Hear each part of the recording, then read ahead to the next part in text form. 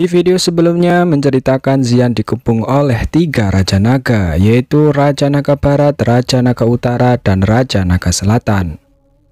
Masing-masing dari mereka berada di tingkat Daoseng bintang 3. Mereka bertiga ingin berniat melenyapkan Pulau Naga Timur.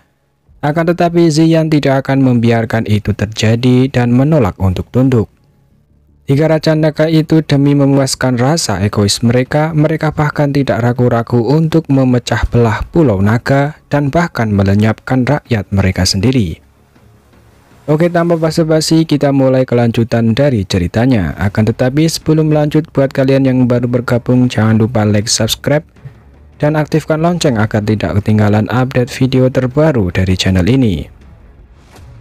Terlihat ada sebuah ledakan besar yang disebabkan oleh pertarungan Xian dan 3 Raja Naga. Xian pun menyadari bahwa itu adalah Daoqi milik Xian.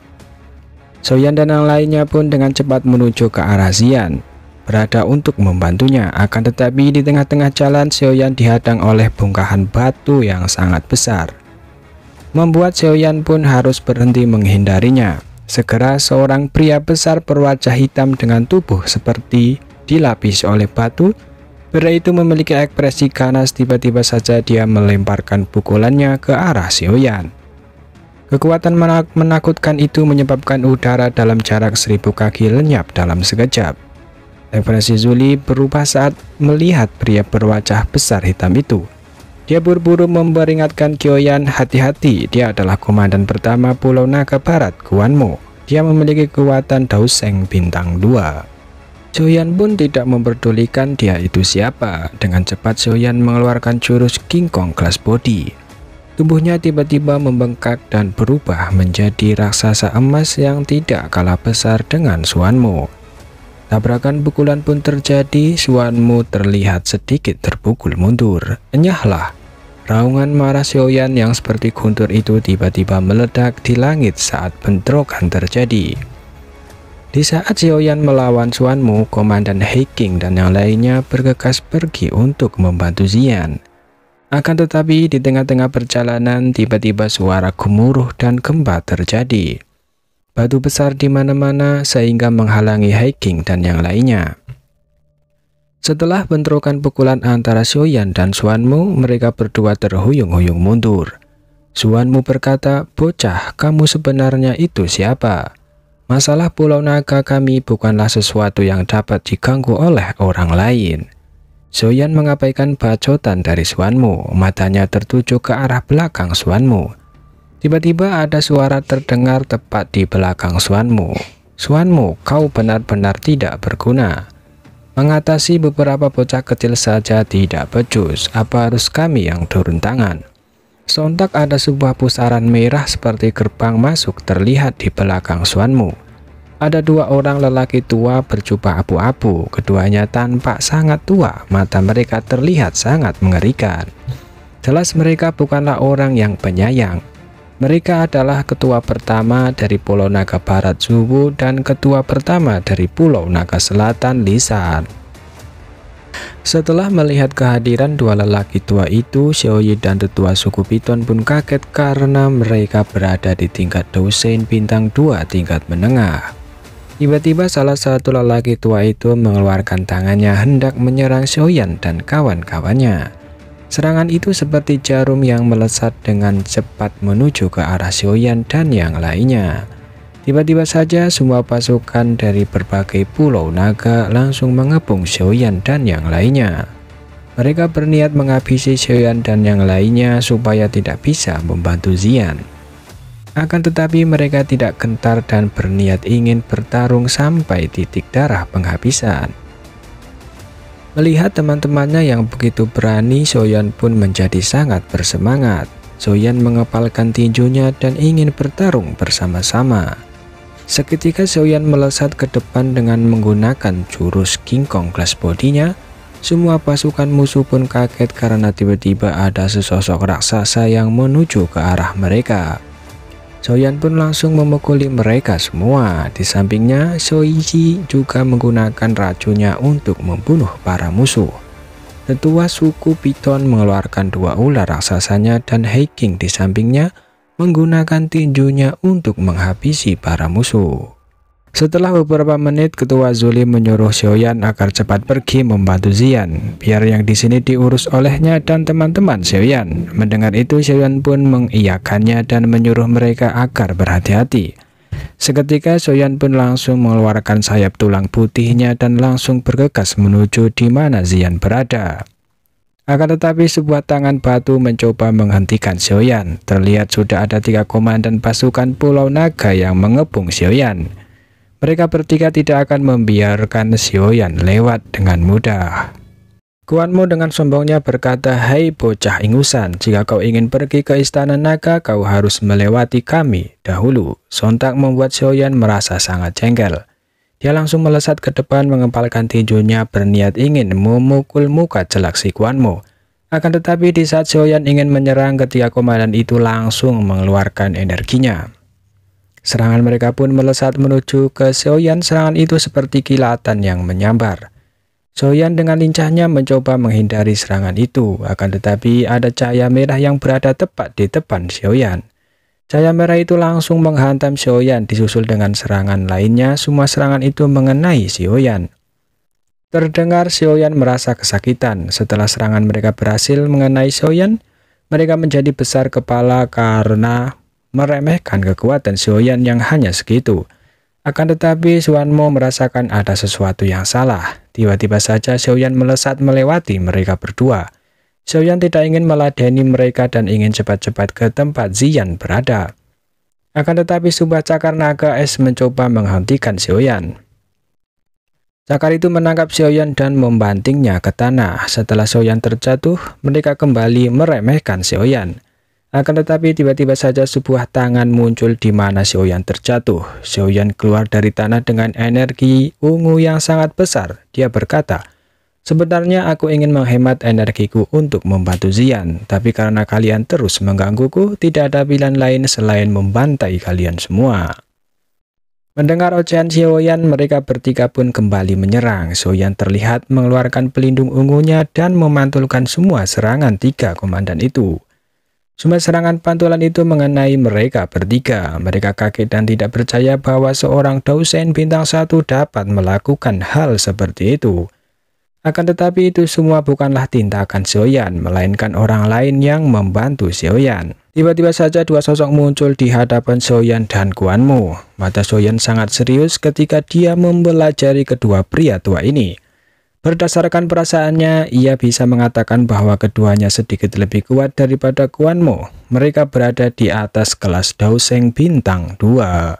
Apakah kalian bertiga mencoba untuk menggertak wilayah naga timur kami karena kalian berpikir bahwa kami tidak ada di wilayah timur? Sebuah teriakan marah setelah 2 orang tua itu muncul. Xiaoyan merasakan ruang di sekitarnya berfluktuasi saat 2 pria tua berambut putih dengan mata yang tajam yang luar biasa muncul. Mereka berdua adalah tetua pertama dari Pulau Naga Timur King Shan dan tetua kedua dari Pulau Naga Timur King Mo. Tetua Pulau Naga Selatan pun kaget karena kedatangan mereka, yang seharusnya mereka berada di pengasingan. Mendengar ucapan dari tetua Pulau Naga Selatan, salah satu tetua Pulau Naga Timur berkata dengan keras, "Suku Naga sedang berada dalam krisis hidup dan mati.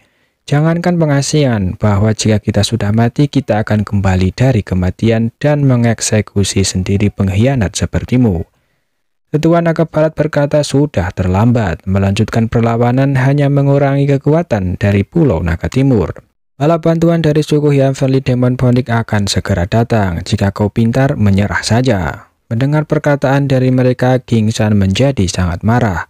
Sungguh memalukan, tidak hanya memecah belah suku Void Dragon demi memuaskan ambisimu, kau bahkan meminta bantuan musuh bebuyutan kita, suku Heavenly Demon Phoenix. Kaisar Naga sudah merawatmu, tapi sekarang kau malah menyakiti teman-temanmu sendiri. Apakah otakmu sudah dimakan oleh anjing? Di tengah-tengah perdebatan mereka, Xiaoyan menyela dan berkata, "Maaf, suku Heavenly Phoenix tidak akan datang membantumu. Tadi saat aku datang ke sini, aku bertemu dengan mereka. Jadi aku sudah mengirim mereka semua pulang." Xiaoyan tersenyum dengan muka yang mengejek. "Kerja bagus teman kecil Xiaoyan, kamu benar-benar telah membantu kami kali ini. Pulau Naga Timurku akan mengingat kebaikan ini. Kamu pergi saja bantu Kaisar Naga, biar kami yang mengurus para sampah ini. Seorang pria tua berambut putih memegang tongkat berbentuk naga melirik Xiaoyan saat senyum perlahan muncul di wajahnya. Suaranya juga cukup sopan. Mendengar itu, Xiaoyan langsung mengeluarkan sayap tulang putihnya dan bergegas menuju ke istana naga untuk membantu Xian. Tombak emas yang panjang itu seperti naga yang mengaum merah yang memotong kehambaan sebelum dengan kejam menabrak tubuh seorang pria paruh baya dengan cepatnya. Kekuatan menakutkan itu menghancurkan banyak sisik pada tubuh naganya. Saat tombak panjang itu meninggalkan sosok halus dan cantik itu, sosok lain mulai mendekat dengan cara seperti hantu. Telapak tangan yang sangat tajam tanpa ragu dan tanpa ampun menghantam sosok cantik itu. Dia menahan pukulan itu dengan tombaknya, seteguk cairan merah keluar dari mulutnya. Kekuatan yang kuat meletus dan keduanya terpaksa terhuyung-huyung mundur sebelum akhirnya menstabilkan tubuh mereka. Hahaha, memang layak menjadi keturunan naga ponik. Kekuatannya sebenarnya sekuat ini. Serangan mendadak yang gagal ini menyebabkan pria itu tanpa sadar mengeluarkan pujian. Keponakan Xian, mengapa kau perlu melanjutkan perlawanan keras kepala ini? Meskipun kamu memiliki darah naga ponik yang sangat langka, kau belum menjadi dewasa. Kau benar-benar terlalu naif jika kau berpikir untuk melawan kita bertiga sendirian. Tua bangka sialan, berhenti bertingkah di depanku. Kalian bertiga telah memanfaatkan hilangnya ayahku untuk memisahkan suku naga Void. Menghasilkan kondisi suku naga Void kuno saat ini. Tidak berlebihan untuk mengatakan bahwa kalian bertiga adalah orang-orang berdosa dari suku ini. Wajah Xian gelap saat hawa dingin menyebar dari mata ungu pucatnya. Keponakan Xian, kerugian dari konflik internal dalam suku naga kuno sudah terlalu parah. Mengapa kau tidak mundur selangkah dan menghindari pertempuran ini? Ada seorang pria berjubah kerajaan di antara ketiganya. Orang ini selalu memiliki senyuman di wajahnya, memberikan kesan yang baik karena dia selalu tampil sangat ramah. Namun hanya mereka yang mengenalnya yang menyadari bahwa Raja Naga Utara ini adalah yang paling menakutkan. Di antara tiga Raja Naga lainnya, dia tidak hanya merencanakan banyak hal, tetapi dia juga akan menggunakan segala cara untuk mencapai tujuannya. Saran untuk bekerja sama dengan suku Heaven Demon Phoenix juga dibuat olehnya. Xian melototi Raja Naga Utara dengan sangat tidak suka. Orang ini adalah orang yang akan menusuk seseorang dari belakang. Saat itu dua Raja Naga lainnya tergoda olehnya untuk berpisah dari suku naga kuno. Hal ini akhirnya menyebabkan mereka melakukan perpecahan yang sangat merusak suku naga Void kuno. Apa menurutmu kau layak memiliki garis keturunan bangsawan naga kuno? Suku naga kuno akan benar-benar tamat jika itu berakhir di tanganmu. Xian mengerutkan alisnya, seluruh tubuhnya dipenuhi dengan aura gelap saat dia berteriak dengan dingin. Raja Naga Utara tersenyum mendengar kata-katanya. Dia dengan lembut berkata, karena keponakan Xian sangat keras kepala, aku hanya bisa menangkapmu dengan secara paksa. Setelah kamu menyaksikan kemakmuran suku naga kuno kami di masa depan, kau secara alami akan memahami apa yang saya lakukan sekarang adalah kebenaran. Kita harus menyerang, jangan terus menunda. Situasinya mungkin akan berubah. Wajah Xian menjadi suram setelah dia melihat mereka bertiga bersiap untuk menyerang bersama lagi. Tubuhnya bergerak dan dia mundur. Sepasang sayap burung ponik 1000 kaki menyebar dari punggungnya. Sayap ponik itu mengepak dan kekuatannya yang menakutkan bangkit dari sayap itu. Apa menurutmu aku takut padamu hanya karena jumlahmu lebih banyak? Ucap Xian bersiap-siap untuk menyerang. Sayap ini menyebabkan Raja Naga Utara mengerutkan kening. Teriakan dingin terdengar dan tubuhnya memimpin dalam bergegas ke depan. Raja Naga Barat dan Selatan mengikuti di belakangnya. Saat kekuatan mereka bertabrakan menyebabkan ledakan besar, suara gemuruh terdengar di penjuru langit. Xian pun terdorong mundur karena tidak kuat menahan kekuatan mereka bertiga. Seteguk cairan merah keluar dari mulut Xian. Belum sempat bernafas lega, ada serangan lagi dari salah satu dari mereka bertiga. Dalam hati Xian berkata, sial jika saja aku memiliki sedikit waktu untuk bersiap. Jari musim semi kuning, Yellow Spearing Plum. Tubuh mereka baru saja mulai bergerak ketika teriakan ledakan tiba-tiba bergema dari ruang kosong. Jari dan telapak tangan besar tiba-tiba turun dari langit dan dengan kejam menabrak ketiganya. Apakah itu Xiaoyan? Nantikan kelanjutannya di video selanjutnya.